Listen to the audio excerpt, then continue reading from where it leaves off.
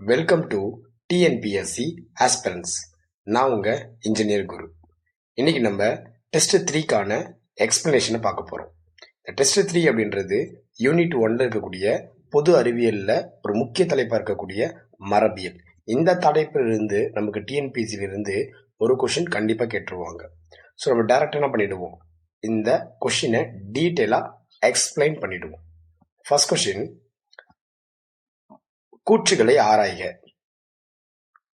மரபியலின் தந்தை சார்கஃப் அப்படின்னு கொடுத்திருக்காங்க.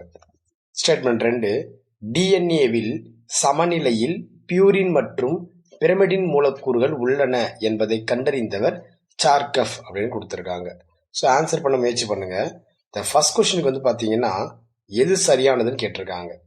நீங்க மரபியலின் தந்தை அப்படின்னு பார்த்தீங்கன்னா சார்கஃபா அப்படின்னு கேட்டால் கிடையாதுமா, சார்கஃப் கிடையாது. மரபியலின் தந்தை யாரு? மெண்டல்.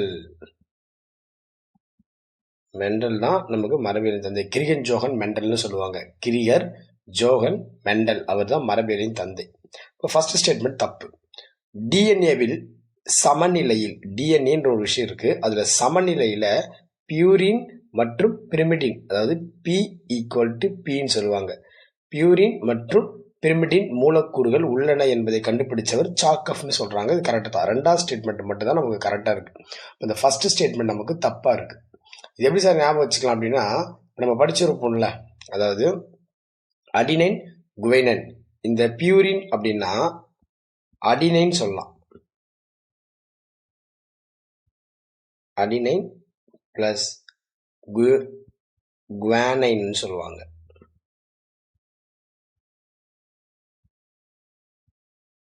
இந்த பிரமிடின் அப்படின்னா சைட்டோசின் மற்றும் தைமின் அப்படின்னு எடுத்துக்கலாம். பிரமிடின் அப்படின்னா சைட்டோசின் மற்றும் தைமின், இது ரெண்டுமே வந்து பார்த்தீங்கன்னா ஈக்குவலா இருக்கும் டிஎன்ஏவில் அப்படின்னு சொல்லி கண்டுபிடிச்சவர் தான் Chargaff. So second question, Gregor Johann Mendel பற்றி சரியான கூற்று எதுன்னு கேட்குறாங்க. ஆப்ஷன் ஏ, இவரது காலம் 1822 இருந்து 1894. இவர் ஒரு அமெரிக்க துறவி. மரபியலின் அடிப்படை தத்துவங்களை தனது சோதனையின் மூலம் கண்டறிந்தார்.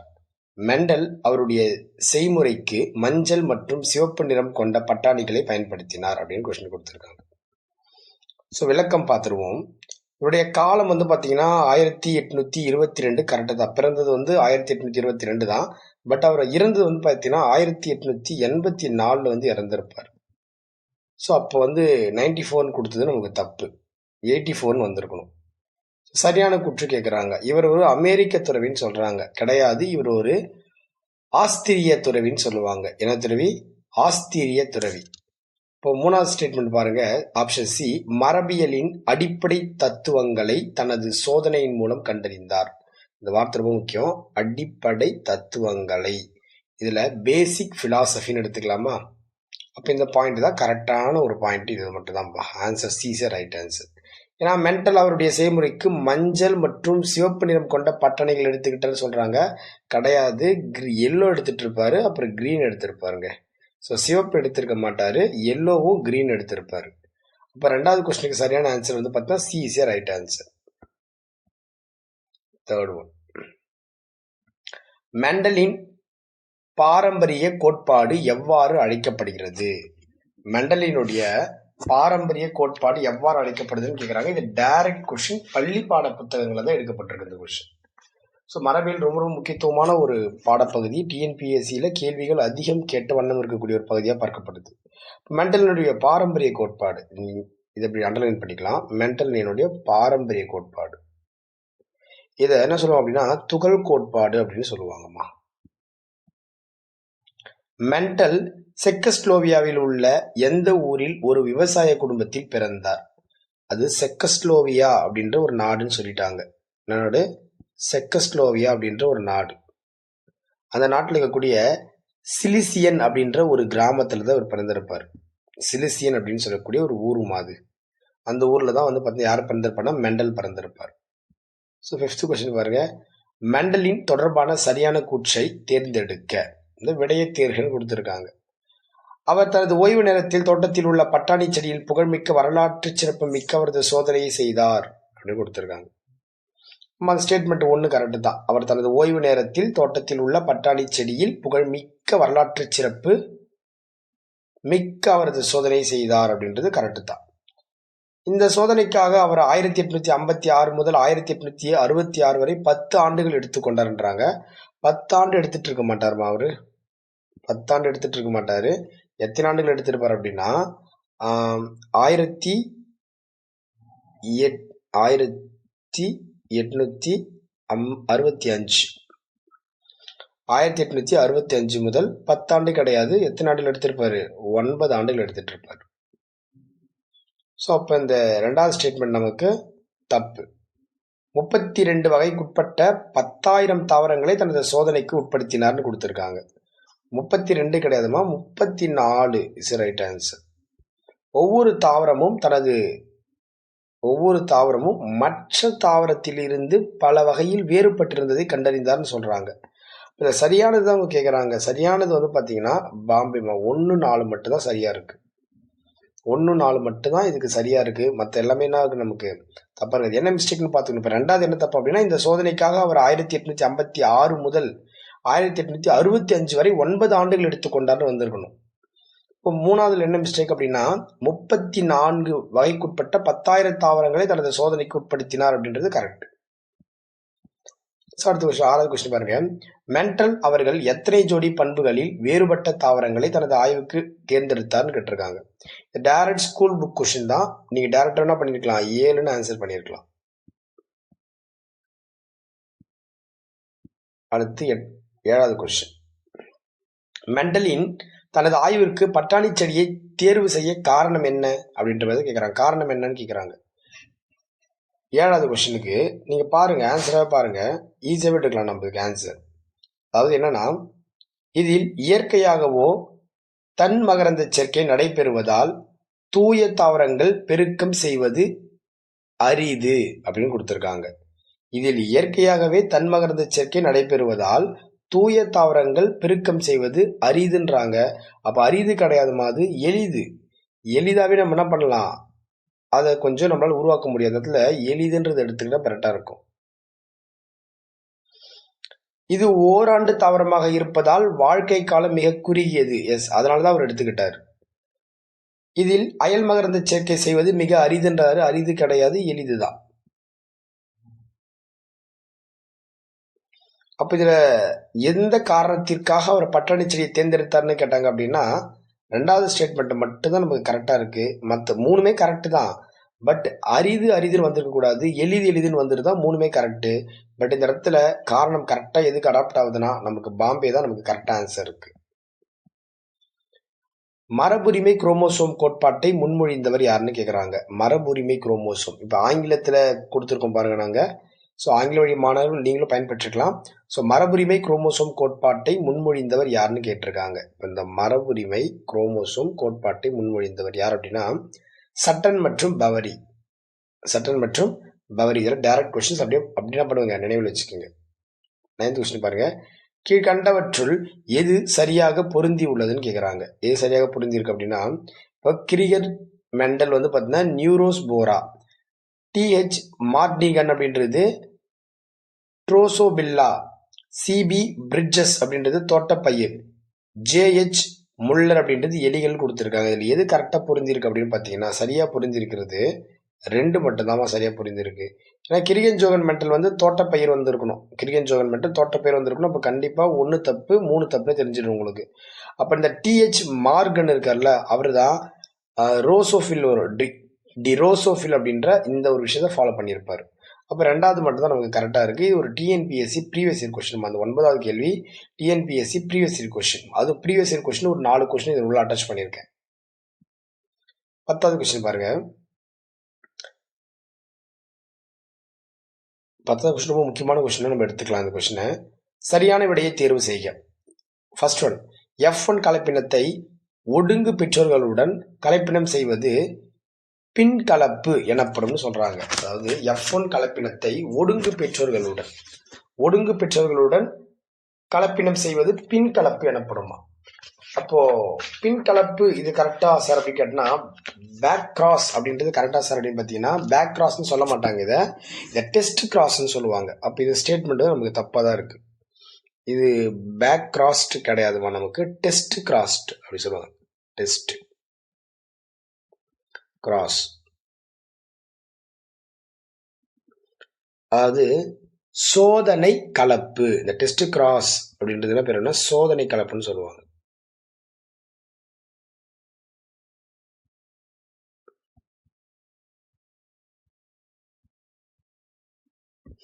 சோதனை கலப்பு.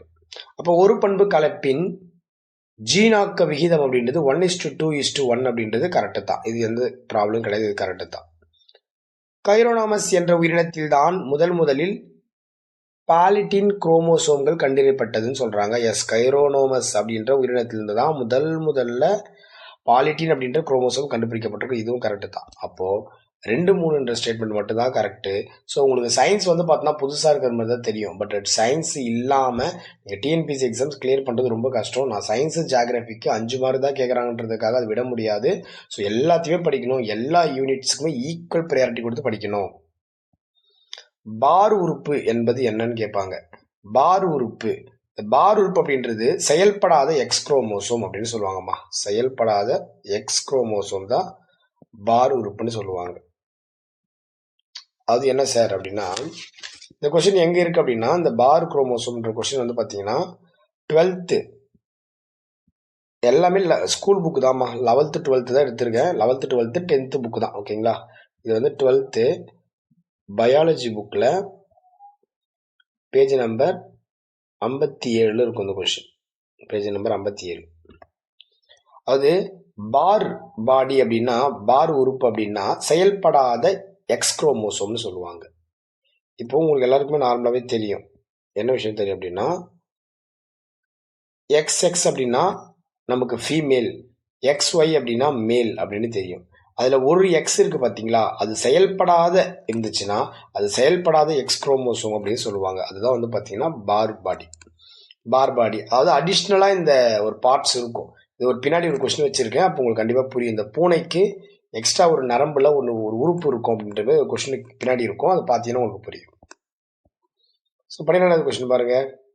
எக்ஸ் அல்லது ஒய் குரோமோசோமின் வெவ்வேறு பகுதிகளில் காணப்படும் மரபணுக்கள் பால் சார்ந்த மரபணுக்கள் என்று அழைக்கப்படுகின்றன. சிம்பிளா எடுத்துக்கலாமா, இதுதான் வந்து பார்த்தீங்கன்னா ஒரு குரோமோசோம். எக்ஸ் அல்லது ஒய் குரோமோசோமின் வெவ்வேறு பகுதிகளில் காணப்படும் மரபணுக்கள் அப்படின்னா டிஎன்ஏ. இங்க இருக்கும், இல்லை இங்க இருக்கும், இங்க இருக்கும், இங்க இருக்கும். டிஎன்ஏக்கள் பால் சார்ந்த மரபணுக்கள் எனப்படும் அப்படின்னு சொல்றாங்க. இது கரெக்டு தான். எக்ஸ் குரோமோசோமின் வெவ்வேறு பகுதியில் காணப்படும் மரபணுக்கள் எக்ஸ் சார்ந்த மரபணுக்கள் சொல்றாங்க. இதுவும் கரெக்டு தான். 12th புக்ல இருந்து எடுத்திருக்க கொஸ்டின். ஒய் குரோமோசோமின் வெவ்வேறு பகுதியில் காணப்படும் மரபணுக்கள் ஒய் சார்ந்த மரபணுக்கள் அல்லது ஹோலண்ட்ரிக் ஜீன் அப்படின்னு சொல்லுவாங்க. அப்போ எல்லாமே கரெக்டாக தான் இருக்குப்பா. இந்த கொஸ்டினுக்கு எல்லாமே கரெக்டான ஆன்சரா தான் இருக்கு. 12வது all correct is a right answer. 13வது கொஸ்டின், சரியான விடையை தேர்வு செய்க. 1948ஆம் ஆண்டு பார் மற்றும் ஃபெர்டம் ஆகிய இருவரும் பெண் பூனையின் நரம்பு செல்லில் ஒரு அடர்த்தியான உறுப்பை கண்டறிந்தனர். இப்ப மேல பார்த்தோம்ல பார் பாடி, அந்த பார் பாடி தான் இவங்க சொல்றாங்க. அதாவது 1948 கொடுத்துருக்காங்க. கிடையாது 12th புக்ல என்ன பண்ணியிருப்பாங்க அப்படின்னா 1949 கொடுத்துருப்பாங்க நமக்கு. இந்த பார் மற்றும் ஃபெர்ட்ரம் ரெண்டு பேரும் பார் கண்டுபிடிச்சது பார் உறுப்புன்னு சொல்லுவாங்க. மற்றவர் கூட ஃபெர்ட்ரமுக்கும் சப்போர்ட் பண்ணியிருப்பாரு. இருவரும் பெண் பூனையின் நரம்பு செல்லில் ஒரு அடர்த்தியான உறுப்பை கண்டறிந்தனர். அவை ஆண் பூனைகளில் காணப்படுவதில்லை. இந்த உறுப்பு பால் குரோமோட்டின் என்று அழைக்கப்படுகின்றது அப்படின்னு எடுத்துக்கலாம், அழைத்தனர் எடுத்துக்கலாம். பின்னர் இவை பால் உறுப்புகள், அதாவது பார்பாடி என்று அழைக்கப்பட்டன. செயலற்ற குரோமோசோமே பார் உடலாக உள்ளது என மேரி லியோன் குறிப்பிடுகிறார், முன்மொழிந்தார் அப்படின்னு எடுத்துக்கலாம். அப்ப இந்த இடத்துல எது சார் தப்பா இருக்கு அப்படின்னா ஃபர்ஸ்ட் ஸ்டேட்மெண்ட் மட்டும் தப்பா இருக்குமா, மற்ற எல்லாமே நமக்கு கரெக்டா இருக்கு. இந்த கொஸ்டின் 12th புக்ல இருந்து எடுத்திருக்கோமா, 12th புக்ல இருந்து எடுத்திருக்கோம். இந்த கொஸ்டினை நோட் பண்ணிக்கோங்க. சிலபஸ்ல தான் எடுத்திருக்கேன். சிலபஸ் தாண்டி என்னைக்குமே கொஸ்டின்ஸ் செட் பண்ண மாட்டேன். சிலபஸ் தான், எல்லாமே சிலபஸ் கொஸ்டின்ஸ் தான். நீங்க சிலபஸை ப்ராப்பரா படிச்சிட்டீங்கன்னாவே கண்டிப்பா வெற்றி அப்படின்றது உங்க கையில இருக்கு. இதில் நான் கொடுக்கப்பட்ட இந்த 50 கொஸ்டின் அப்படியே ஒரு கொஸ்டின் வரும் அப்படின்றது தான் என்னுடைய எதிர்பார்ப்பு. சரியான விடையை தேர்வு செய்ய. கூற்று: ஜீன்களுக்கும் நொதிகளுக்கும் இடையே உள்ள தொடர்பினை பீடில் மற்றும் டாடம் என்பவர்கள் நியூரோஸ்போரா என்ற பூஞ்சையில் கண்டறிந்தனர். இப்போ டிஎன்ஏக்கும், டிஎன்ஏனா அதோட இன்னொரு பேர் தான் ஜீனுன்னு சொல்லுவாங்க. அப்போ இந்த 14வது கொஸ்டினுக்கு ஜீன்களுக்கும் நொதிகளுக்கும் இடையே உள்ள தொடர்பினை பீடில் மற்றும் டாடம் என்பவர்கள் நியூரோஸ்போரா என்ற பூஞ்சையில் கண்டறிந்தனர். அந்த அரிய சோதனைக்கு நோபல் பரிசு 1958 வழங்கப்பட்டது அப்படின்றது சரியான ஆன்சர்ப்பா. இப்போ ரெண்டுமே கரெக்டாக இருக்கா குரு சார் அப்படின்னு கேட்டிங்கன்னா போத் ரைட் ஆன்சர். ரெண்டுமே கரெக்டு, விளக்கமும் செய்யுது நமக்கு. இப்போ ஆன்சர் வந்து நம்ம டெல்லின்னு எடுத்துக்கலாம். ஸோ 15வது கொஸ்டின், எந்த ஆண்டு ஜார்ஜ் பேடல், மேலே பார்த்தோம்ல அவர் தான், டேரக்டாக நம்ம என்ன பண்ணிடலாம், இந்த இடத்துல பீடல்னு எடுத்துக்கலாம். எந்த ஆண்டு ஜார்ஜ் பீடல் மற்றும் எட்வர்ட் டாடம் ஆகியோர் சிவப்பு ரொட்டி பூஞ்சை என்று அழைக்கப்படும், என்ன பூஞ்சை, சிவப்பு ரொட்டி பூஞ்சை என்று அழைக்கப்படும் நியூரோஸ்போரா கிரஸ்ஸா அப்படின்னு சொல்லுவாங்க, ஓகேங்களா, கிரஸ்ஸாவில் சோதனை செய்து அதன் அடிப்படையில் ஒரு மரபணு ஒரு நொதி கோட்பாடு உருவாக்கினர் அப்படின்னு கேட்குறாங்க. அது பீடல் மற்றும் டாடம் வந்து பார்த்தீங்கன்னா சிவப்பு ரொட்டி பூஞ்சை என்று அழைக்கப்படக்கூடிய நியூரோஸ்போரா கிரஸ்ஸாவில் ஒரு சோதனையை செஞ்சுருக்காங்க, ஓகேங்களா. அந்த சோதனை அடிப்படையில் ஒரு மரபணு ஒரு நொதி கோட்பாடு, அதாவது 1 ஜீன் 1 என்சைம் ஹைப்போதசிஸ் அப்படின்னு சொல்லுவாங்க. 1 ஜீன் 1 என்சைம் ஹைப்போதசிஸ் எப்படி உருவாக்கியிருப்பாங்கன்னா 1940 உருவாக்கியிருப்பாங்கம்மா. 1940 தான். இது அப்படியே இந்த கொஸ்டின் வந்து உங்களுக்கு தெரியுமான்னு சொல்லி 12th புக்கில் கொடுத்துருக்காங்க. சயின்ஸ் புக்கு டிஎன்ஏ பேஸ் பண்ண ஒரு டாபிக் இது. அடுத்து 16வது கொஸ்டின், மரபணுக்கள் மற்றும் குரோமோசோம்களில் ஏற்படும் திடீர் மாற்றம், அதாவது சடன் சேஞ்ச். சடன் சேஞ்ச் நம்ம என்ன சொல்லுவோம், மியூட்டேஷன் அப்படின்னு சொல்லுவோம். ஸோ ஆன்சர் சடுதி மாற்றம். C is A right answer. 17வது கொஸ்டின், ஈனோத்தீரா லார்மார்கியானா மாலை நேர பிரிம்ரோஸ் வகை தாவரத்தில்தான் கண்டறிந்த புறத்தொற்ற பண்பு மாற்றங்களின் அடிப்படையில் 1901ஆம் ஆண்டு ஹியூகோ டி விரிஸ் என்பவர் சடுதி மாற்றம் என்ற சொல்லி அறிமுகப்படுத்தினார். இப்போ சடுதி மாற்றம் அப்படின்ற அந்த வார்த்தையை யார் உருவாக்கினார் அப்படின்னா நமக்கு தெரியும், டி விரிஸ் அப்படின்னு நமக்கு தெரியும், நம்ம படிச்சிருப்போம், 10th புக்கில் இருக்கு. பட் ஈனோத்தீரா லாமார்கியானா மாலை நேர பிரிம்ரோஸ் வகை தாவரத்தில் தான் கண்டறிந்த இந்த வார்த்தை பண்ணி கண்டறிந்த புறத்தோற்ற பண்பு மாற்றங்களின் அடிப்படையில் 1901ஆம் ஆண்டு ஹியூகோ டி விரிஸ் என்பவர் சடுதி மாற்றம் என்று சொல்லி அறிமுகப்படுத்தினார். சடுதி மாற்றம் அப்படின்றது பொதுவாக 2 வகைப்படும். அது என்ன அப்படின்னா குரோமோசோம் சடுதி மாற்றம் மற்றும் ஜீன் சடுதி மாற்றம்னு சொல்றாங்க. ரெண்டுமே சரியான answer. C is A right answer. C is A right answer. அடுத்த கொஸ்டின் பாருங்க, 18வது கொஸ்டின். 18வது கொஸ்டின் ரொம்ப ரொம்ப முக்கியமான கொஸ்டினும் கூட. இதை நம்ம சால்வ் பண்ணிடுவோம். மோனோசோமி அப்படின்னா 1ன்னு வரும், ட்ரைசோமி அப்படின்னா 3ன்னு வரும், டெட்ராசோமினா 4ன்னு வரும், நல்லிசோமினா 0ன்னு வரணும். இந்த இடத்துல எண்ணுக்கு நீங்கள் 1 அப்ளை பண்ணுங்க. எல்லாத்துலேயும் இங்கே 1 அப்ளை பண்ணால் நமக்கு என்ன வரும், 0 வரும். இங்கே 1 அப்ளை பண்ணால் நமக்கு என்ன வரும், 3 வரும். இங்கே 1 அப்ளை பண்ணால் நமக்கு என்ன வரும், 4 வரும். இங்கே 1 அப்ளை பண்ணால் நமக்கு என்ன வரும், 5 வரும். அப்போ இந்த இடத்துல 2 3க்கு மட்டும் தான் ஈக்குவலாக. இங்கேயும் வந்து என்ன பார்த்தா 3 4 வந்திருக்கு. அப்போ மோனோசோமி 1 வந்திருக்கணும், இங்கே 0 வந்திருக்கு.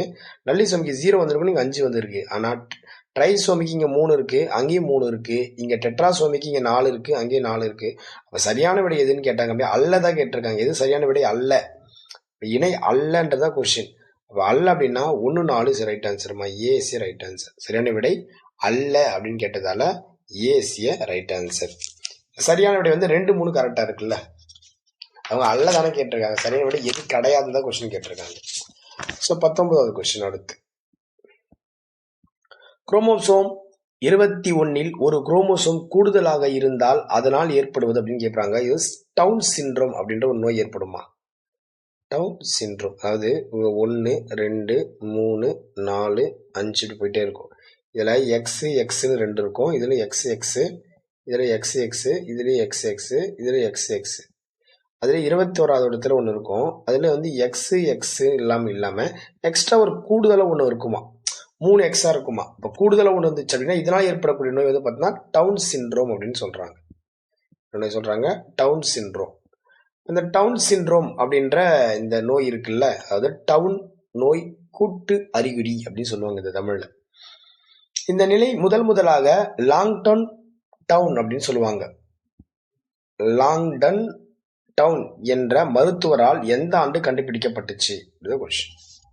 20க்கு 1966 என்ற காலகட்டத்தில் தான் வந்து என்ன பண்ணிப்பா கண்டுபிடிச்சிருப்பாங்க டவுன் சிண்ட்ரோம், டவுன் நோய் கூட்டு அறிகுறி. இந்த நிலை முதலாக லாங்டன் டவுன் என்ற மருத்துவரால் எந்த ஆண்டு கண்டறியப்பட்டது அப்படின்னா 1866 கண்டறியப்பட்டிருக்கு.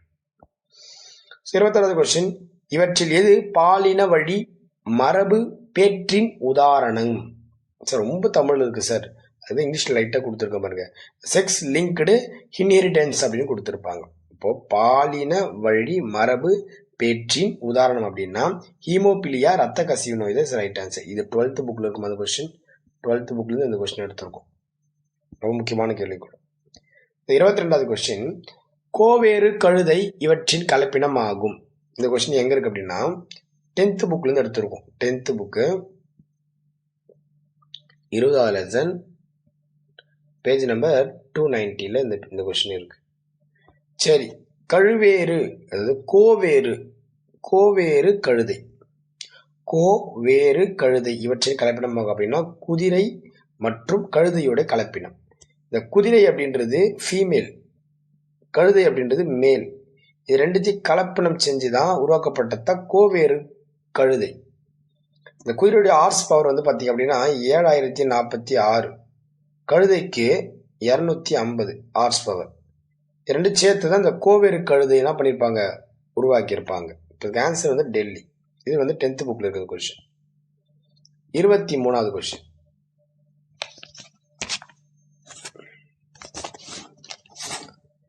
ஹீமோபிலியா இரத்த கசிவு நோய், இதுக்கு கிறிஸ்மஸ் நோய் அப்படின்ற இன்னொரு பேர் கூட இருக்கு. அதை பற்றிய கூற்றுகளில் சரியானதை தேர்ந்தெடுத்து எழுதுக அப்படின்றத கொஸ்டினை கேட்டிருக்காங்க. அப்ப 23க்கு நீங்க பாத்தீங்க அப்படின்னா அனைத்துமே சரிதாம்மா. 23க்கு அனைத்துமே சரின்றதா ரைட் அண்ட் ஆன்சர். வாசிச்சிருவோம். இது பொதுவாக பெண்களை விட ஆண்களில் அதிகம் காணப்படுதுன்னு சொல்றாங்க. எந்த நோய்? இந்த ஹீமோபிலியான்னு சொல்லக்கூடிய ரத்த கசிவு நோய் பொதுவாக பெண்களை விட ஆண்களிடம் அதிகம் காணப்படுது. 1803 ஜான் கோட்டோ என்பவர் முதலில் மரபு கடத்தல் அடிப்படையிலான இந்த நோயை பற்றி தகவல் அளித்தார். அப்ப 1803 ஜான் கோட்டோ அப்படின்னு சொல்றவர் தான் மரபு கடத்தல் அப்படின்ற அந்த அடிப்படையின் மூலமாக இந்த நோய் பற்றி தகவல் அளிச்சிருக்காரு. இரத்த கசிவு நோய் ஒடுங்கிய எக்ஸ் சார்ந்த மரபணுவால் ஏற்படுகிறதுன்னு எடுத்துக்கலாம். அப்ப எல்லாமே கரெக்டா தான் சார். இதுவும் நமக்கு 12th புக்ல தான் இருக்கு. இது ரொம்ப முக்கியம். ஹீமோபிலியா ரத்த கசிவு நோய்க்கு இன்னொரு பேர் வந்து பார்த்தோன்னா கிறிஸ்மஸ் நோய் அப்படின்னு சொல்லுவாங்க. இதை நோட் பண்ணி வச்சுக்கணும். 24 டர்னர் சிண்ட்ரோமில் காணப்படும் குரோமோசோம்களின் எண்ணிக்கை வந்து 45மா. டர்னர் சிண்ட்ரோம்ல காணப்படும் குரோமோசோம்கள் எண்ணிக்கை 45. டிஎன்ஏ துண்டுகளை ஒட்டுவதற்கு பயன்படுத்தும் நொதி அப்படின்னா ஒட்டுறதுக்கு பயன்படுத்தப்படக்கூடியது லைகேஸ் நொதி. வெட்டுறதுக்கு பயன்படுத்தக்கூடியது ரெஸ்ட்ரக்ஷன் எண்டோ நியூக்ளியஸ்ன்னு சொல்லுவாங்க. இது வெட்டுறதுக்கு, ஒட்டுறதுக்கு ஆன்சர் சி. நீங்க ஒட்டுவதற்கு தானே கொடுத்திருக்காங்க, ஒட்டுவதற்கு. டிஎன்ஏ வரிக்கூடுதலின் தந்தை, father of DNA bar coding யார் அப்படின்னு கேட்டா பால் ஹெர்பர்ட். இவர் தான் வந்து பார்த்தோன்னா father of bar coding, DNA bar கோடிங்னு சொல்லுவாங்க, பால் ஹெர்பர்ட். 27 மரபணு வெளிப்பாட்டை நெறிமுறைப்படுத்துவதற்கான ஓப்பன் மாடல், அது ஓப்பன் மாடலை முன்மொழிந்தவர் யாருன்னு கேட்கிறாங்க. அதாவது ஓப்பன் மாடல் அப்படின்றது மரபணு வெளிப்பாட்டை வெளிப்படுத்துவதற்கான ஒரு மாடல் தான் இந்த ஓப்பன் மாடல். இந்த ஓப்பன் மாடலை யார் சார் உருவாக்குனது அப்படின்றது தான் இங்க கொஸ்டின்.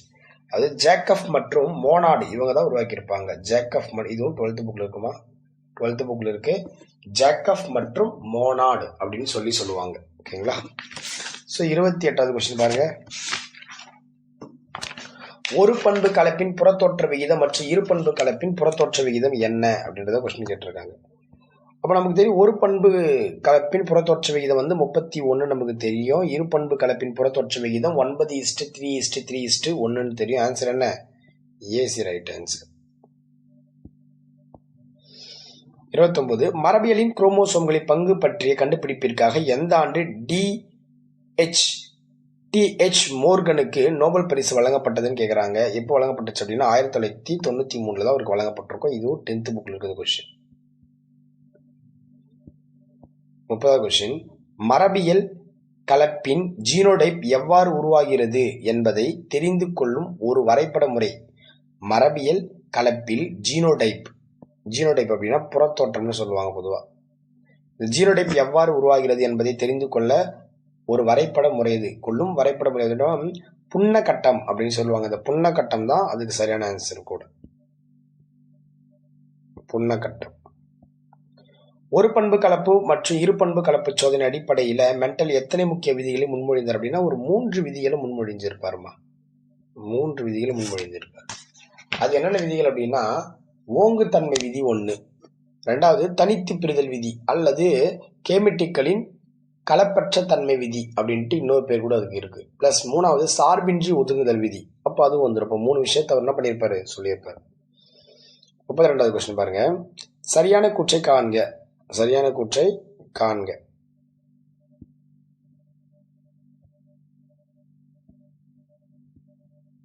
சரியான கூற்றை காண்க. ஒரு நிமிஷம். ஓகே, சரியான கூற்றை காண்க. மெண்டலின் விதிகள் இப்பொழுது மெண்டலின் பாரம்பரிய விதிகள் என்று அழைக்கப்படுகிறது. மெண்டலோட விதிகள் இப்போது பிரசண்டா மெண்டலின் பாரம்பரிய விதிகள் என்று அழைக்கப்படுதான். கரெக்டா சார்? கரெக்டு தான். மனித உடல் பல மில்லியன் செல்களால் ஆனது. ஆமா. ஒவ்வொரு செல்லின் உட்கருவிலும் குரோமோசோம்கள் என்று அழைக்கப்படும் மெல்லிய நூல் போன்ற அமைப்புகள் உள்ளன. ஆமா, அதுல எந்த பிரச்சனையும் கிடையாது. லால்டேயர், இந்த வார்த்தை நோட் பண்ணிக்கணும். லால்டேயர் என்பவர் 1888ஆம் ஆண்டு குரோமோசோம் என்ற ஒரு சொல்லை முதலில் உருவாக்குறார். நோட் பண்ணிக்கணும். ரொம்ப ரொம்ப ரொம்ப முக்கியமான பாயிண்ட் இந்த பாயிண்ட். குரோமோசோம் என்பது பாரம்பரிய தகவல்களை உள்ளடக்கிய மரபு பொருட்களை தன்னகத்தை கொண்டதுன்னு சொல்றாங்க. இதுக்கு ஆன்சர் என்ன குரு சார் அப்படின்னா எல்லாமே கரெக்டமா. இதுக்கு ஆன்சர் எல்லாமே கரெக்ட். இதுக்கு ஆன்சர் 33 மெண்டலின் விதிகளின் அடிப்படையில் தவறானதுன்றாங்க. அவரு ஓங்குத்தன்மை விதி அவர்கிட்ட இருக்கு, தனித்து பிரிதல் விதி அவர்கிட்ட இருக்கு, சார்பின்றி ஒதுங்குதல் விதி அவர்கிட்ட இருக்கு. பட் ஒடுங்குத்தன்மை விதி அப்படின்றது ஒன்று கிடையாது அவர்கிட்ட. 34 கீழ்கண்டவற்றில் கேமெட்டிக்களின் கலப்பற்ற தன்மை விதி. இந்த கேமெட்டிக்களின் கலப்பற்ற தன்மை விதி அப்படின்னு சொல்லி எந்த விதியை சொல்லுவாங்க அப்படின்னா தனித்து பிரிதல் விதி தான் இப்படி சொல்லுவாங்க. தனித்து பிரிதல் விதி. 35 இருபண்பு கலப்பின் முடிவுகள் அதன் அடிப்படையில் தவறானது எதுன்னு கேட்குறாங்க. எதுங்க ஐயா? அந்த செகண்ட் இருபண்பு கலப்பு முடிவுகளின் அடிப்படையில் தவறானது எதுன்னு கேட்குறாங்க.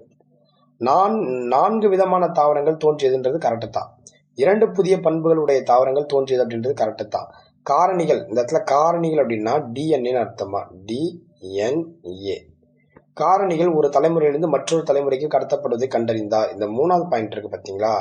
இந்த 3வது பாயிண்ட் வந்து இரு பண்பு கலப்பின் முடிவு கிடையாது, ஒரு பண்பு கலப்பு முடிவு தான் இது.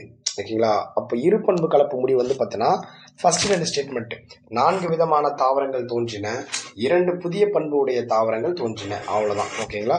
இந்த 3வது சொல்லப்பட்ட இந்த பாயிண்ட் வந்து பார்த்தீங்கன்னா ஒரு பண்பு கலப்பின் முடிவை நம்ம எடுத்துக்கலாம். 36 ஒரு பண்பு கலப்பு புறத்தோற்ற பீனோடைப் விகிதம் என்னன்னு கேட்டிருக்காங்க. 784. இது உங்களுக்கு பள்ளி பாட புத்தகத்துல இருக்கு 12th புக்ல. 784:277. அதாவது இங்க அடிச்சு கொடுத்தீங்க அப்படின்னா 3:1 அப்படின்னு வரும். சிம்பிளா சொல்லணும்னா 3:1. இப்போ 277 இதோடைய 3 டைம்ஸ் தான் நமக்கு என்ன வரும்? 784 வரும். ஓகேங்களா? 1 2 3 21. நீங்க பள்ளி பாட புத்தகத்தின் அடிப்படையில் பார்க்கும்போது இது கரெக்டு தான். 3:1 அப்படின்ற ரேஷியோல தான் எடுத்துக்கணும். பட் பள்ளி பாட புத்தகத்தில் அப்படிதான் நமக்கு கொடுத்துருக்காங்க. ஸோ நம்ம எடுத்துக்கலாம். ஓகேங்களா? பட் ஆனால் இது ஒரு சின்ன மாற்று கருத்து கூட இருக்குங்க. ஆனால் பள்ளி பாட புத்தகத்தின் அடிப்படையில் நமக்கு இப்படிதான் கொடுத்துருக்காங்கன்றதால நம்ம இதை எடுத்துக்கணும். ஏன்னா இது ஒரு மடங்கு 277 அப்படின்னா 3 மடங்கு தான் நமக்கு என்ன வந்திருக்கணும்? 784 வந்திருக்கணும். நீங்க மல்டிபிள் பண்ணி பார்த்தீங்கன்னா வேற நம்பர் வரும் உங்களுக்கு. ஆனாலும் நமக்கு பள்ளி பாட புத்தகத்தில் இந்த நம்பர் தான் கொடுத்துருக்காங்க. எதை மினிமைஸ் பண்ணி எடுத்திருக்காங்க அப்படின்றது நமக்கு சரியா விளங்கலை.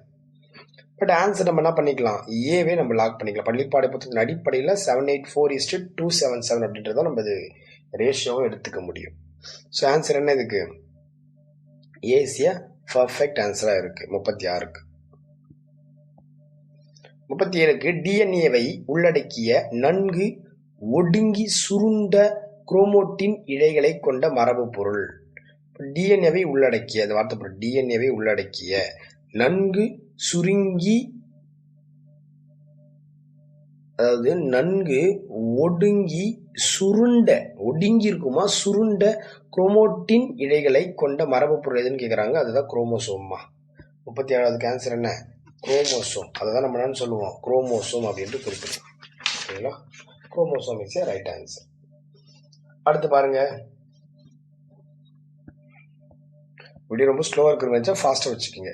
இருபண்பு கலப்பின் புறத்தோற்ற விகிதம். இருபண்பு கலப்பின் புறத்தோற்ற விகிதம் வந்து பாத்தீங்கன்னா ஆன்சர் வந்து உங்களுக்கு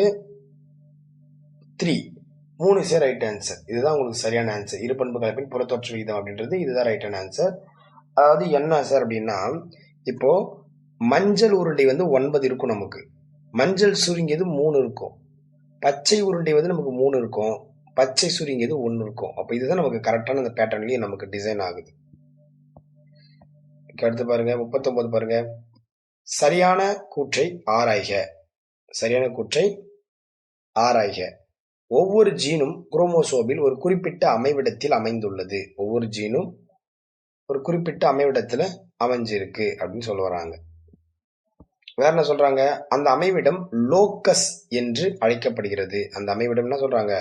லோக்கஸ் என்று அழைக்கப்படுமா? எஸ். செல் பிரிதலின் போது ஜீன்களில் உள்ள மரபு தகவல்கள் அடுத்த தலைமுறைக்கு கடத்தப்படுகிறது அப்படின்னு சொல்றாங்க.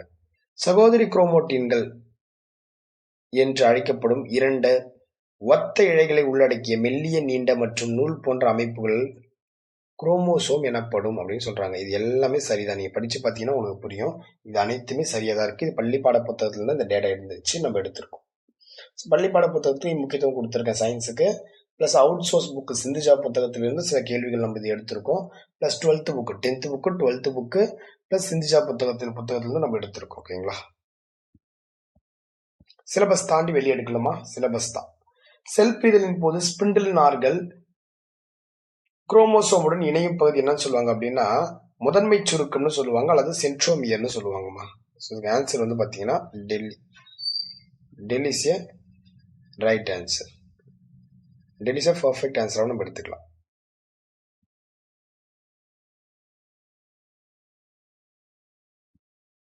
ஸோ 40வது கொஸ்டின் பாருங்க. சென்ட்ரோமியர் 2 குரோமோட்டின்களையும் ஒரு குறிப்பிட்ட புள்ளியில் ஒன்றாக இணைக்கிறது. ஒவ்வொரு குரோமோட்டினும் திருகு போல் சுருட்டப்பட்ட மெல்லிய குரோமோனியா என்ற அமைப்பால் ஆனது. குரோமோனியா தான் முழு நீளத்திற்கு எண்ணற்ற மணி போன்ற குரோமோமியர்களை கொண்டது அப்படின்னு கொடுத்திருக்காங்க. அப்ப என்ன சொல்றாங்க அப்படின்னா, ஒரு குரோமோமியர் 2 குரோமோட்டின்களை கொண்டிருக்கும் அப்படின்றது இங்க சொல்ல வராங்க. ஒரு குரோமோசோம் அப்படின்றது 2. இப்போ ஒவ்வொரு குரோமோட்டினும் திருகு போல் சுருட்டப்பட்ட மெல்லிய குரோமோனியா என்ற அமைப்பால் ஆனதுன்றாங்க. அப்போ குரோமோனியா. அப்போ ஒவ்வொரு குரோமோனியாவும் தனக்குள்ள என்ன கொண்டிருக்கும் அப்படின்னா எண்ணற்ற மணி போன்ற குரோமோமியர்களை கொண்டிருக்குமா. இது அப்படி ரொம்ப முக்கியமானது. இந்த 3 ஸ்டேட்மெண்ட்டுமே நமக்கு சரியாதான் இருக்கும். ஆன்சர் வந்து சீமா. 42வது பாருங்க. தவறான விடையை தேர்ந்தெடுத்து எழுதுகன்னு கொடுத்திருக்காங்க. 42க்கு தப்பு என்ன இதுல அப்படின்றத கொஸ்டின் நமக்கு. இந்த குரோமோசோமின் முதற் பகுதி டீலோமியர் எனப்படும்ன்றாங்க. குரோமோசோமிட முதற் பகுதி டீலோமியர் கிடையாதுமா, இறுதி பகுதி தான் நமக்கு டீலோமியர்னு சொல்லுவாங்க. முதற் பகுதியை நமக்கு சொல்ல மாட்டாங்க, இறுதி பகுதி தான் நமக்கு சொல்லுவாங்க. அப்ப தப்பு. குரோமோசோமின் 2 நுனிகளும் எதிரெதிர் தன்மை உடையது. எஸ், ரெண்டுமே எதிரெதிர் தன்மை கொண்டதாக இருக்கும். டீலோமியர் குரோமோசோமுக்கு நிலைப்புத்தன்மை அளிக்கிறது. எஸ், நிலைப்புத்தன்மை அளிக்கிறது. அப்ப தவறானது எதுன்னு கேட்டிருக்காங்கன்னா 1 மட்டும் தான் நமக்கு தவறானது. ஒவ்வொரு செல்லின் முதுமை உணர்த்தும் கடிகாரமாக செயல்படக்கூடியது எது அப்படின்னா டீலோமியர் தான். டீலோமியர் தான் முதுமை உணர்த்தும் கடிகாரம். 44 கூற்றுகளை ஆராய்கின்றாங்க. சில குரோமோசோம்களின் ஒரு முனையில நீண்ட குமிழ் போன்ற இணை உறுப்பு காணப்படுகிறது. ஆமா, அது சாக்லேட்டிஸ் குரோமோட்டோம் சொல்லுவாங்க. இந்த இணை உறுப்பு சேட்டிலைட் அப்படின்னு கூட ஒரு பேர் இருக்கு. என்ன பேர் இருக்கு? சேட்டிலைட் அப்படின்னு சேட்டிலைட் குரோமோசோம்னு கூட சொல்லுவாங்க. இந்த சேட்டிலைட்டை பெற்றுள்ள குரோமோசோம்கள் ஷார்ட் குரோமோசோம்கள் அப்படின்னு சொல்லுவாங்க. இப்ப எல்லாமே கரெக்ட் தான். ஸோ இதுக்கு ஆன்சர் வந்து நமக்கு டெல்லின்னு எடுத்துக்கலாம். 45 டிஎன்ஏவில் எப்பொழுதும் அடினின் விகிதமும் தைமின் விகிதமும் சமமாக உள்ளன. டிஎன்ஏவில் எப்பவுமே வந்து பார்த்தோன்னா அவர் சொல்றாரு, டிஎன்ஏவில் அடினின் விகிதமும் சரி, தைமின் விகிதமும் எப்பவுமே சமமா இருக்குமா. அதே போல குவானின் விகிதமும் சைட்டோசின் விகிதமும் எப்பொழுதும் சமமாக இருக்கும். இது சொன்னது எந்த விதி அப்படின்னா சார்கஃப் விதி. சார்கஃப் விதி தான் இந்த ஸ்டேட்மெண்ட் நமக்கு குறிப்பிடுறாங்க. ஸோ 46 டிஎன்ஏவின் முக்கியத்துவம் தொடர்பான சரியான விடையை தேர்ந்தெடுத்து எழுதுக. இது மரபியல் தகவல்களை ஒரு தலைமுறையிலிருந்து அடுத்த தலைமுறைக்கு கடத்துகிறதுன்னு சொல்றாங்க. இது புரதங்கள் உருவாகுவதற்கு தேவையான தகவல்களை பெற்றுள்ளதுன்னு சொல்றாங்க. ஒரு உயிரினத்தின் வளர்ச்சி, சார் மற்றும் வாழ்வியல் செயல்பாடுகளை கட்டுப்படுத்துகிறதுன்னு சொல்றாங்க. இதெல்லாம் கரெக்டா சார் அப்படின்னா எல்லாமே கரெக்டுமா. 46வதுக்கு 3 ஸ்டேட்மெண்ட்டுமே நமக்கு கரெக்டா தான் டிசைன் ஆயிருக்கு. ரொம்ப முக்கியத்துவமான கேள்விகள் இது எல்லாமே. இப்ப கொடுக்கப்பட்டிருக்க அனைத்து கேள்விகளுமே பள்ளி பாட புத்தகம் பிளஸ் சிந்திஜா புத்தகம் PYQ எடுக்கப்பட்டது. ஸோ டிஎன்பிசி தேர்வுக்கு அப்படி நாங்க எதிர்பார்க்கிறோம். இந்த டேட்டால இருந்து கண்டிப்பா கேட்பாங்க அப்படின்றது எங்களுடைய கருத்து. 47 கூற்று 1 மனிதர்கள்ல 21வது குரோமோசோம் வந்து எக்ஸ்ட்ரா ஒன்று வந்துருச்சுன்னா 21வது குரோமோசோமில் ட்ரைசோமி காணப்பட்டால், அதாவது ட்ரைசோமி காரணமாக டவுன் சிண்ட்ரோம் உருவாகிறது. இப்ப சிம்பிளா புரிஞ்சுக்கணும் அப்படின்னா மனிதர்கள்ல 21வது குரோமோசோம் வந்து ட்ரைசோமா இருந்துச்சுன்னா, ட்ரைசோமி அதாவது என்னன்னா இந்த 21 வந்து பாத்தீங்கன்னா நமக்கு எக்ஸ் இது 3 இருந்துச்சுன்னா ட்ரைசோமின்னு சொல்லுவாங்க. இந்த ட்ரைசோமி காரணமாக டவுன் சிண்ட்ரோம், என்ன சிண்ட்ரோம்? டவுன் சிண்ட்ரோம்ன்ற நோய் வருமா. அதே 13வதுல உங்களுக்கு ட்ரைசோம் இருந்துச்சுன்னா 3 இருந்துச்சுன்னா உங்களுக்கு பட்டாவ் சிண்ட்ரோம் அப்படின்னு சொல்லுவாங்க. இது வந்து சிந்துஜா புத்தகத்தில் இருக்கு. இந்த கூற்று 2 வந்து சிந்துஜா புத்தகத்தில் இருக்கு. கூற்று 1 வந்து பாத்தீங்கன்னா நமக்கு பள்ளி பாட புத்தகம் 10th இருக்கு. ஸோ இதை நோட் பண்ணி வச்சுக்கணும், ரொம்ப ரொம்ப முக்கியமானது. அப்போ இரண்டுமே சரியானது தான் இதுக்கு ரைட்டான ஆன்சர். 48வது கொஸ்டின் பாருங்க, சரியான விடையை தேர்வு செய்யுன்னு சொல்றாங்க. தொகுப்பில் உள்ள ஒன்றுக்கு மேற்பட்ட குரோமோசோம்களை இழத்தல் அல்லது கூடுதலாக பெறக்கூடியது அன்னியூப்ளாய்டுன்னு சொல்லுவாங்க. அன்னியூப்ளாய்டுன்னு சொல்லுவாங்க. இவை 3 வகைப்படும் சொல்லுவாங்க. அது என்னென்ன சார் 3 வகை அப்படின்னா, பொதுவாகவே நம்ம ஸ்டார்டிங்ல படிச்சிருப்போம் மோனோசோமி, ட்ரைசோமி, நல்லிசோமி. அதுதான் 3மே அதுக்கு. அப்ப அன்னியூப்ளாய்டோட நிலைக்கு எடுத்துக்காட்டு ஒன்று சொல்லுங்க சார் அப்படின்னு சொன்னீங்க அப்படின்னா, மனிதனால் ஏற்படும் டவுன் நோய் கூட்டு அறிகுறி, அதாவது டவுன் சிண்ட்ரோம். அப்ப இது எல்லாமே சரியான்னு கேட்டா எல்லாமே சரி. Delhi is right answer. So 49வது கொஸ்டின், சரியான விடையை தேர்வு செய்ய. நியூக்ளியோசைடு, இப்போ இது எப்படி படிக்கலாம் அப்படின்னா, இப்ப சைடு அப்படின்னா என்னது? சைடிஷ். சைடு அப்படின்னா சைடிஷ். அப்ப சைடிஷ் வந்து காரம் வாங்கிட்டு போவாங்க அல்லது சுகர் வாங்கிட்டு போவாங்க, சாப்பிடுறது தித்திப்பு ஸ்வீட்ஸ் வாங்கிட்டு போவாங்க. அப்ப இது கரெக்ட் தான். அப்ப நியூக்ளியோ டைடுன்னு வரும்போது இந்த சைடு வந்துடணும், பாஸ்பேட் வந்துடணும். இது 10th புத்தகத்துல இருக்குது கொஸ்டின், நீங்க எடுத்து படிச்சிருக்கலாம். ஸோ இது படிச்சிருங்க, முக்கியமான கேள்வி. இது கண்டிப்பா எக்ஸ்பெக்ட் பண்ணலாம் அந்த கொஸ்டின். இது ஆல்ரெடி டிஎன்பிசி கேட்டிருக்காங்க இந்த மாதிரி மாடல்ல. ஆன்சர் வந்து இதுக்கு சீமா. ரெண்டுமே சரியான விடை கூட. ஸோ லாஸ்ட் கொஸ்டின், எத்தனை இணைகள் சரியானதுன்னு கேட்டிருக்காங்க. இப்போ இந்த டீலோசென்ட்ரிக், ஆக்ரோசென்ட்ரிக், இந்த கடைசியில இந்த ஓன்னு முடியுது பாருங்க. டீலோ ஓன்னு முடியுதா, ஆக்ரோ ஓன்னு முடியுதா, இந்த மாதிரி ஓன்னு முடிஞ்சாவே இங்க சொல்லும்போது கோலி ஓன்னு வரும், ஷார்ட்கட் மாரி. அப்ப எடுத்துங்க. அப்ப இது 2 கரெக்ட் தான். சப்மெட்டா அப்படின்றத ஜேஎல்னு சொல்லி கொடுத்துருப்பாங்க. ஜேஎல் சப்மெட்டா ஜேஎல் தான். ஜே வடிவத்தில் இருக்கும், எல் வடிவத்தில் இருக்கும். மெட்டாசென்ட்ரிக்னா வி வடிவத்தில் இருக்கும். எல்லாமே கரெக்ட் தான். இதுல எத்தனை இணைகள் சரியாக இருக்குன்னு கேக்குறாங்க. 4 இணைகளுமே சரியாக இருக்கு. சரி, ஓகே. ஸோ இன்னைக்கு வந்து நம்ம டெஸ்ட் 3 பார்த்துட்டு இருக்கோம். சயின்ஸ்ல மரபியல்ல டெஸ்ட் 3 முடிச்சாச்சு. இப்போ உங்களுக்கு இன்னொரு விஷயத்தை நான் இங்க தெளிவுபடுத்திடுறேன். எல்லாருமே வந்து நீங்க வந்து சார் பிடிஎஃப் கொடுங்க சார், பிடிஎஃப் கொடுங்க சார் அப்படின்னு கேக்குறீங்க. பிடிஎஃப் நான் தெளிவுபடுத்திட்டேன். இதுதான் நம்மளுடைய ஜிபே நம்பர்மா. இதுதான் நம்மளுடைய ஜிபே நம்பர். இந்த பாருங்க, இந்த லாஸ்ட் நம்பர் இருக்கு பாத்தீங்களா, இதுதான் நம்மளுடைய ஜிபே நம்பர். நம்ம யூஸ் பண்ணிட்டு இருக்கோம். இதுதான் ஜிபே நம்பர். இந்த ஜிபே நம்பருக்கு நீங்க 5 ரூபீஸ் சென்ட் பண்ணிட்டு அந்த இமேஜ் சென்ட் பண்ண இமேஜோடைய ஸ்கிரீன்ஷாட்டை நீங்க இங்க இருக்கக்கூடிய எந்த வாட்ஸ்அப் நம்பர், இது 3 வாட்ஸ்அப் நம்பர்ல ஏதோ ஒரு நம்பருக்கு, அதாவது எந்த நம்பருக்கு வேணா நீங்க அனுப்புனீங்க அப்படின்னா அவங்க உங்களுக்கு பிடிஎஃப் கொடுத்துருவாங்க. ஸோ பிடிஎஃப் கட்டணத்திற்கு உட்பட்டது. ஸோ 5 ருபீஸ் கொடுத்து நீங்கள் பிடிஎஃபை வாங்கிக்கலாம். ஸோ பிடிஎஃப் இலவசமாக கொடுக்க மாட்டோம், ஆனால் வீடியோ வந்து யூடியூப்ல இலவசமாக தான் இருக்கும். நீங்கள் எப்போ வேணால் என்ன பண்ணிக்கலாம், வீடியோஸ் எடுத்து பார்த்துக்கலாம். பட் பிடிஎஃப் அப்படின்றது உங்களுக்கு பே பண்ணால் மட்டும்தான் கொடுப்போம். ஸோ ஃபர்ஸ்ட் டெஸ்ட்டுக்கான பிடிஎஃப் மட்டும்தான் உங்களுக்கு ஃப்ரீயாக கொடுத்தோம். அடுத்தடுத்து வரக்கூடிய டெஸ்ட் எல்லாத்துக்குமே வந்து பார்த்தீங்கன்னா உங்களுக்கு 5 ரூபாய் நீங்கள் கட்டிட்டு நீங்கள் என்ன பண்ணிக்கலாம்னா ஒவ்வொரு பிடிஎஃப்பும் வாங்கிக்கலாம். ஒவ்வொரு பிடிஎஃப்க்கும் 5 ரூபாய் தனித்தனியாக பே பண்ணுற மாதிரி இருக்கும். இப்போ நீங்கள் வந்து பார்த்தீங்கன்னா இப்போ தான் புதுசாக இந்த வீடியோ பார்க்குறீங்க அப்படின்னா முதல் 3 பிடிஎஃப்மே உங்களுக்கு வேணும் அப்படின்னா நீங்கள் என்ன பண்ணணும் அப்படின்னா முதல் 3 பிடிஎஃப்பும் வேணும் சார் எனக்கு. அப்போ நீங்கள் என்ன பண்ணணும் அப்படின்னா முதல்ல இருக்கக்கூடிய 3த்துக்கும் சேர்த்து நீங்கள் என்ன பண்ணணும் அப்படின்னா 15 ரூபாய் பே பண்ணிட்டு நீங்கள் என்ன பண்ணுங்க 3த்தையும் வாங்கிக்கிங்க. இல்லை சார் 2 தான் சார் வேணும் அப்படின்னா 10 ரூபாய் பே பண்ணிக்கிங்க. இல்லை 4 இப்போ 4 வீடியோ போட்டிருக்கோம் அப்படின்னா 4 வேணும் அப்படின்னா நீங்கள் 4 5 20 ரூபாய் பே பண்ணிட்டு வாங்கிக்கிங்க. ஸோ 4 பிடிஎஃப் சேர்த்து வாங்கிக்கலாம். ஸோ இதுதான். அதே மாதிரி வந்து நீங்கள் கமெண்ட் பண்ணுறீங்க, இப்போ வந்து வாட்ஸ்அப்பில் வந்து கமெண்ட் பண்ணுறீங்க அப்படின்னா ஸ்க்ரீன்ஷாட் நீங்கள் பே பண்ணுற ஸ்க்ரீன்ஷாட்டை போட்டுடுறீங்க. போட்டுட்டு ப்ளஸ் கீழே வந்து பார்த்தீங்கன்னா டெஸ்ட் 1க்கான பிடிஎஃப் வேணும் அப்படின்னு கேளுங்க. டெஸ்ட் 1, டெஸ்ட் 2, டெஸ்ட் 3, டெஸ்ட் 4 அப்படின்னு மென்ஷன் பண்ணுங்க. அப்படி நார்மலாக வந்து ஸ்க்ரீன்ஷாட் பே பண்ணிட்டு ஸ்க்ரீன்ஷாட் மட்டும் போடுறீங்க. அது என்ன டெஸ்ட் நீங்கள் எதிர்பார்க்குறீங்க அப்படின்றது எனக்கு தெரியாமல் இருக்கு. ஸோ இது மாதிரி கொஞ்சம் வெயிட் பண்ணுங்க. ஏன்னா நிறைய பேர் மெசேஜ் பண்ணுறாங்க. கிட்டத்தட்ட நேற்று மட்டுமே கிட்டத்தட்ட 1200 பேருக்கு மேற்பட்டவங்களுக்கு நாங்கள் பிடிஎஃப் ஷேர் பண்ணோம். தனித்தனி இண்டிவிஜுவலாக ஷேர் பண்ணியிருக்கோம். ஸோ ஒவ்வொருத்தராக முன்னாடி மெசேஜ் போட்டவங்களுக்கு ஒவ்வொருத்தராக சென்ட் பண்ணிகிட்டே வரும். கொஞ்சம் டிலே ஆகும், ஆனால் வந்து சேர்ந்துடும். ஸோ ஓகேங்களா. ஸோ இதுதான் ப்ரொசீஜர்ஸ். இப்போ பார்த்துட்டு இருக்குது வந்து பார்த்தீங்கன்னா சயின்ஸ் பார்த்துட்டு இருக்கோம். நாளைக்கு என்ன டாபிக் பார்க்க போகிறோம் அப்படின்னா நாளைக்கு வந்து பார்த்தீங்கன்னா எக்கனாமிக்லேருந்து ஒரு தலைப்பு பார்க்க போகிறோம். எக்கனாமிக் இருக்குல்ல, லைனாக வர போகிறோம். எக்கனாமிக்லேருந்து ஒரு தலைப்பு நாளைக்கு வந்து உங்களுக்கு கொண்டு வர போகிறேன். ஸோ நீங்கள் என்ன பண்ணுங்கள், எவ்ரிடே ஃபாலோ பண்ணுங்கள். 24/7 நீங்கள் என்ன பண்ணணும் அப்படின்னா படிச்சுட்டே இருக்கணும். போஸ்டிங் எடுக்கிற வரைக்கும் படிச்சுட்டே இருக்கணும். ஸோ நம்ம சேனலில் இருக்கக்கூடிய 380 டெஸ்ட்டையும் நீங்கள் ப்ராப்பராக ஒருத்தர் போட்டு அழகாக பிரிண்ட் போட்டு கையில் வச்சு ரிவிஷன் பண்ணிட்டு எக்ஸாம் சென்டருக்கு நீங்கள் போனீங்க அப்படின்னா நம்மளை தாண்டி கொஸ்டின் வரவே வராது.